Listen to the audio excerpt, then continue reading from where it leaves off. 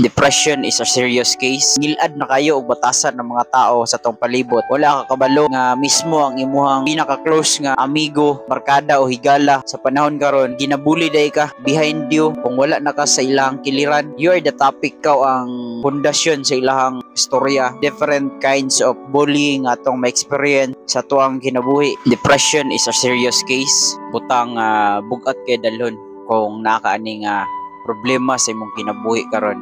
And sa nahitabo sa anak ni Kuya Kim karon, dako kay ni lesson para sa tuwa mga Choy, especially sa mga kabatanunan sa panahon nato karon nga dili na gid siya, kuan ba kaning dili siya safe, especially sa tuang panggobernuhan nga kalihukan, and sabayan pa nimo sa mga gakahitabo sa imong kinabuhi. Pareha ani nga ginabuli. This mostly happen sa ato ang mga kinabuhi mga Choy.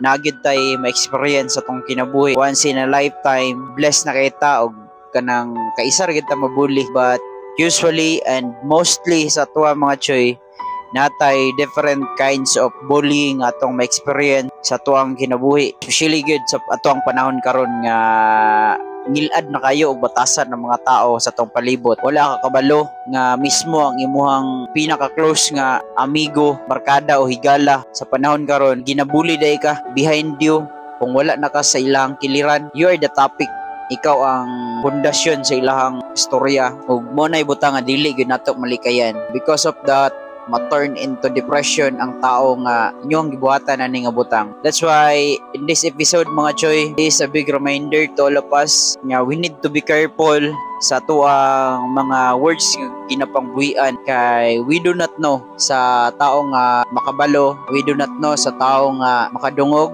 and we do not know sa tao nga mo'y hinungdan nga nung gibuhian nimo nga words butang bugat day kayo sa para sa tao nga makadungog ani. And awareness for everybody na pod nga we need to be prepared, we need to be strong para ato ning matubang, ma-overcome kaning klase nga inani nga mga problema sa tuang kinabuhi sa tong nasod nga atong ginatubang karon. Because especially karon nga panahon involved politics. Kung ato lang yung hunahunahon ba itong mga gina-idolize ato ang kung unsa ta nga partido, if we're trying to give opinion atong ginapa-public ang atong opinion, dili gyud nato malikayan nga mabuli, makakuha tag mga bad comments, sakit nga mga istorya nga gikan sa uban nga dili ka partido sa imong gina-idolize nga politiko.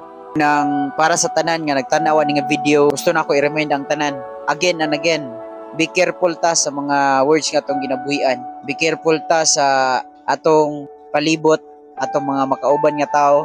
And one last thing, you need to be strong, especially sa panahon nato karon. And I think marto kong gusto ipabot sa inyo at karon mga Choy, hopefully kaning oras nga inyong gihatag ani nga video is worth it ra siya. And once again, the Slans TV always saying mga Choy nga bisag unsa man kalisod ang kinabuhi, abante ra ta pirme.